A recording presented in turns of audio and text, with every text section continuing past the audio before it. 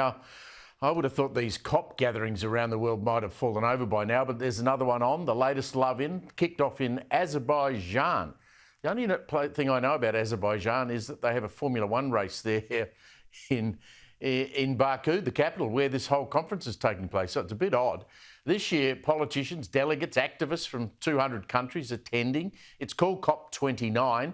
And if I remember correctly, we're actually bidding as a country to hold one of these things, not the next one, but the one after. Now, things are already, you've got to laugh about this, off to a bad start for the climate activists with the Azerbaijani President. He kicked things off today. And what did he do in front of all of these people who've flown in to argue about global warming? Well, he extolled the virtue of natural resources, such as oil and gas, as, and quote, gifts from God, he called them. And adding insult to injury is the fact that the biggest emitters, the United States, China, India, they couldn't even actually be bothered to turn up. And that's with Joe Biden still in charge. Joining me now, the Australian's environment editor, Graham Lloyd. Graham, welcome. Always great to see you. I mean, it's quite bizarre, isn't it, that they choose Baku in Azerbaijan, a place that has a Formula One race, and where the president stands up and says, oil and gas is a gift from God.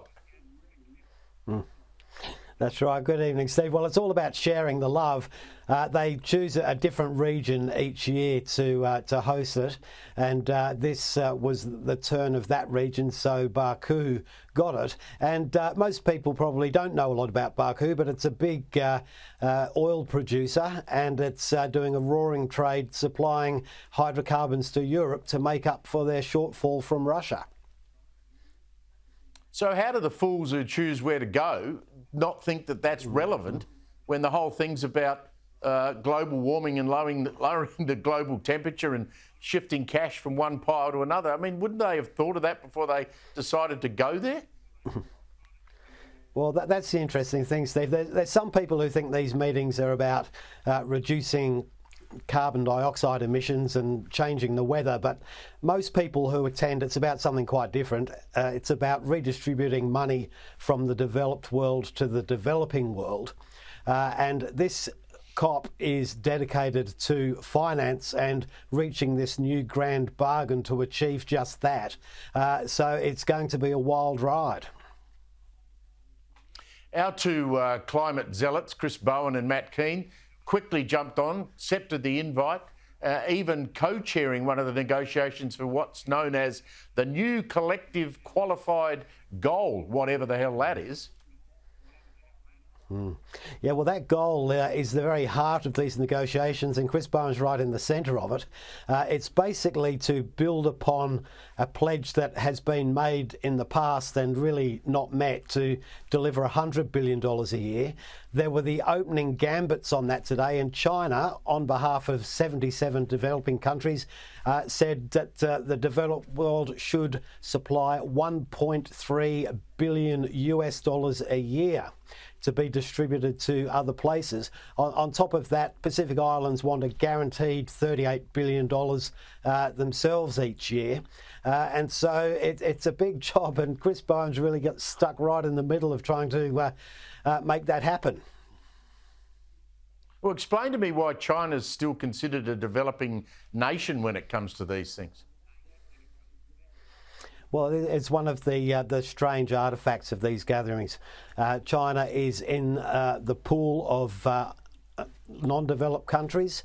It's taken a leadership role in that area, and it's really using it to turn things back on the West, because if you look politically, particularly in Africa and other parts of the world, this is really about settling historic scores, about colonialisation and what they see as an inequality in the way nations have got rich. So China is in a very powerful position to exploit those feelings and turn it against the US and other places for its own advantage. So I reckon the conference would be in the back rooms while this thing's on, going, well, what the hell are we going to do now? Because Donald Trump's been elected. He's obviously got that great slogan, drill, baby, drill. Do you think he might pull out of Paris? And what's he going to do with this massive green plan that Biden legislated? Well, I think certainly he will redirect those subsidies. Some of them will be cut, others will be focused more on the oil and gas sector and manufacturing. But Donald Trump has said he will pull out of Paris on day one. The last time he was elected, that took 3 years to achieve because the way the agreement had been set up. This time around, it's 12 months' notice and then they're out.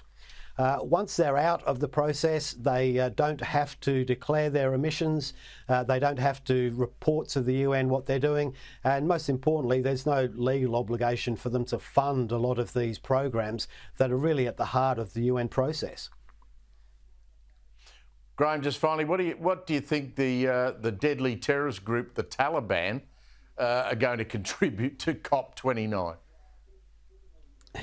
Yes, it's extraordinary, isn't it? It's a topsy-turvy world where you have the world's second biggest economy claiming to be a developing nation, and then you have the Taliban allowed into a grouping that prides itself on its gender equality and concern for the other. It's just madness. You just shake your head. You can't believe it. Graham Lloyd, always nice to catch up with you. I'll read your assessment of COP29 in The Australian. That's Graham Lloyd there.